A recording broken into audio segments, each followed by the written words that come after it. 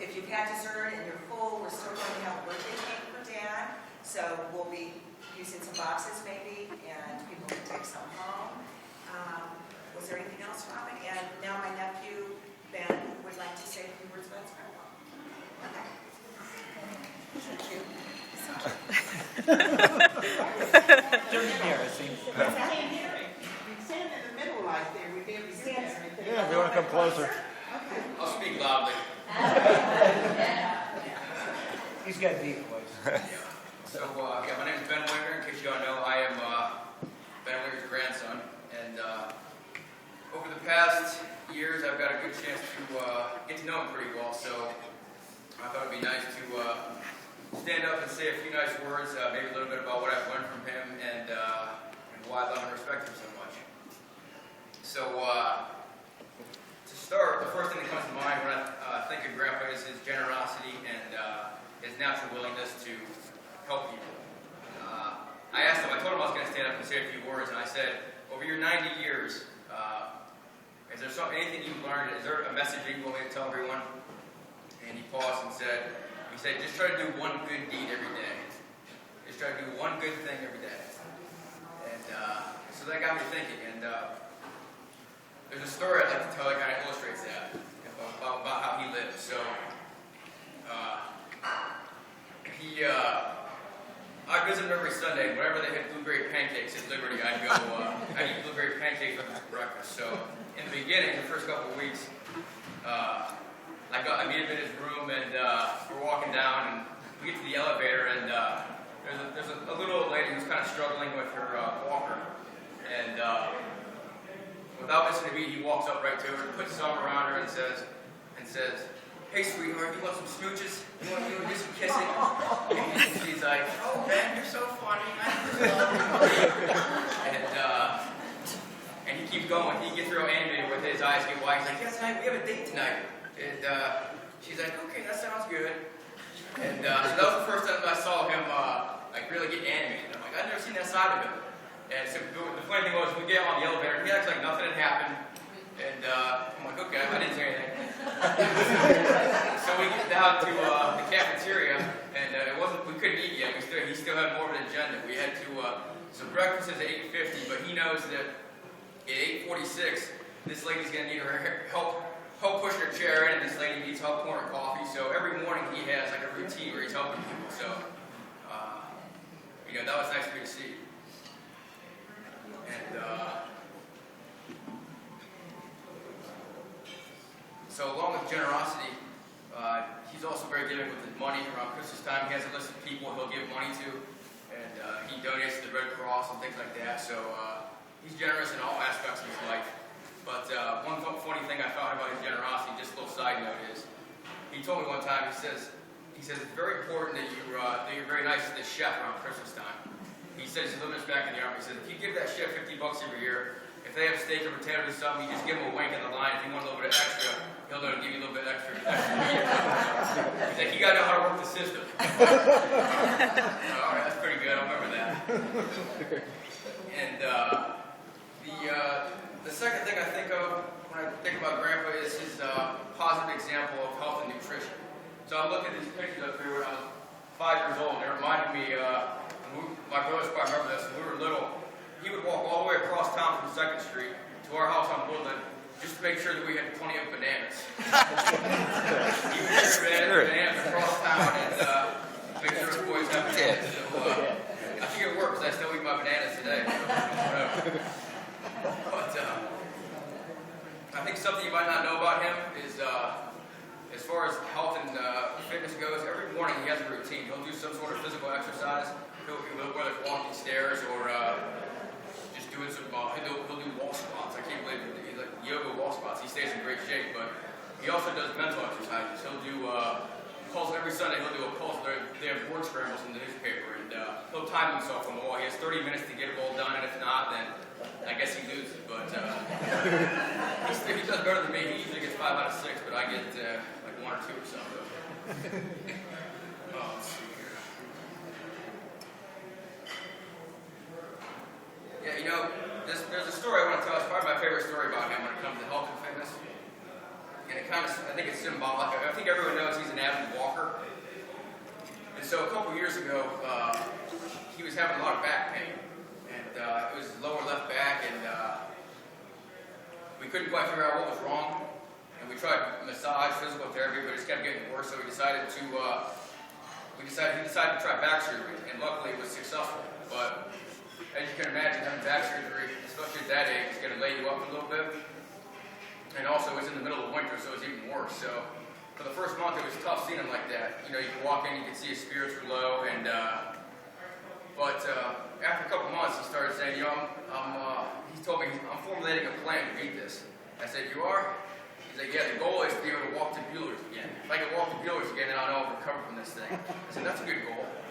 And so after 3 or 4 months, he started his own training program. He would walk the stairs at Liberty. One day he walked 5 stairs, and his next goal was to walk 20 stairs. And I remember one time, there's 32 stairs. I walked in one time, he had this big grin on his face. He's like, hey, I got all 32 stairs today. I'm like, that's great, man. You're doing great shape. So when I walked in, you can see he was all in good spirits. He had his leg crossed reading the newspaper, and, you know, looked like Samuel Graham again. So it was just great to see him recover from that. So I like that story because he's a walker. He overcame that one step at a time, and I thought that was awesome.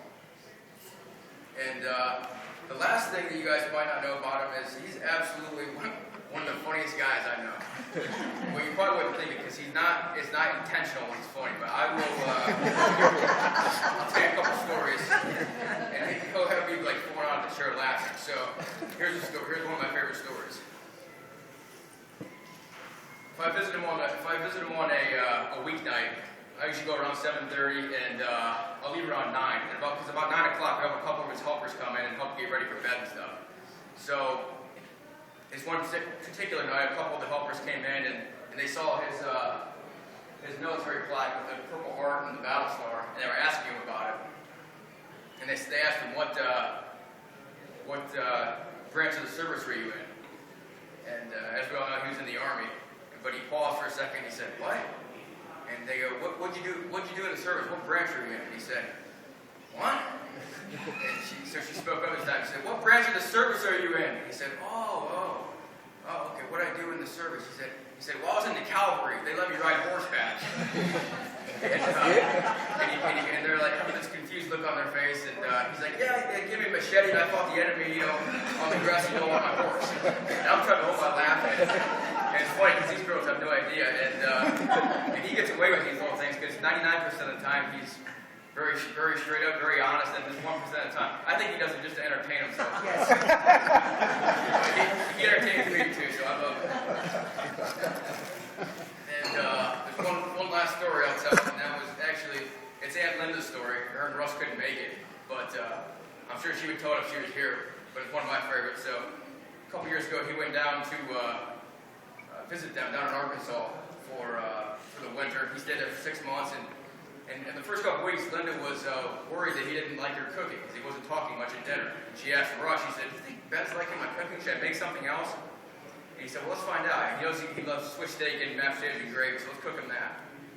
And so they're at dinner that night, and he's all serious eating, and so Linda decides to ask, she's like, Ben, are you enjoying the food? Is the food good? And without missing a beat, he goes, Linda, it's damn good.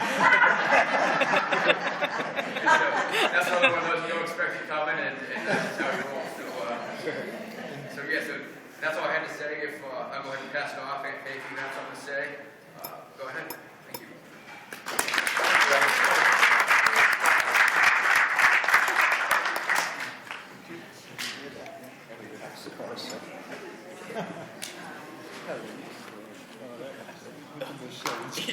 I think I like the banana stories the best. That's a really Here, and I just, wanted to express my love and to my dad.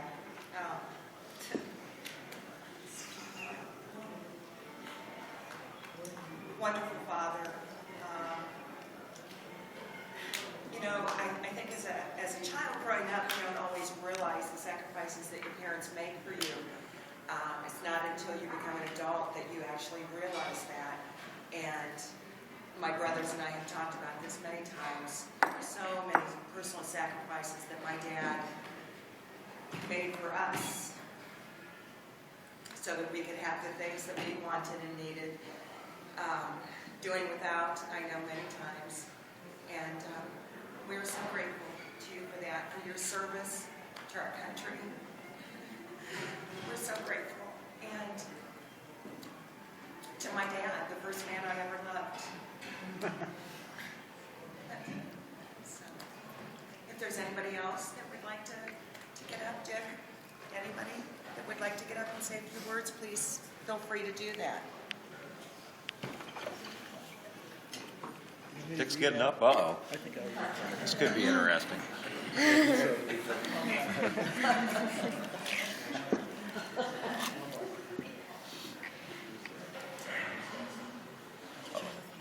Ben married my cousin Charlotte, and when he came into the family, I asked him, he said it was 1953 they were married, and I just wanted to tell you, I did a little bit of research today. I got this from the Medina Board of Health, Medina County Board of Health, and I told them we were having a birthday, so I told them we were going to be 90 years old, and so I had them do a little bit of research, and Neil, you come up and read this. You want me to read it? Yeah, you. I don't know if I...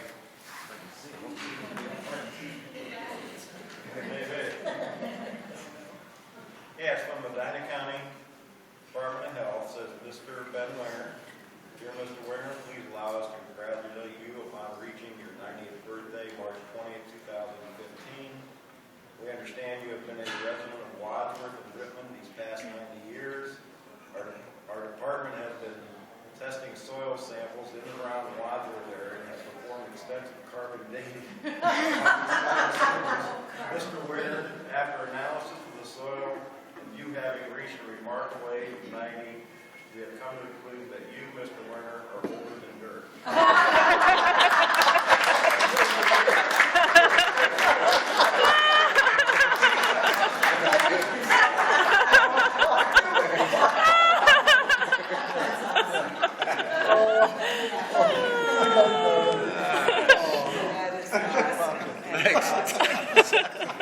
Is there anybody else? Oh, shoot. What do you mention? Take cake home with me. Okay. No, she did. I think But we're going to bring a birthday. We're going to bring the cake out now. we'll bring the cake out and Yep. say happy birthday. And then Yep. whoever would like to take some cake home with them, feel free Yep. to do that. Okay. Okay.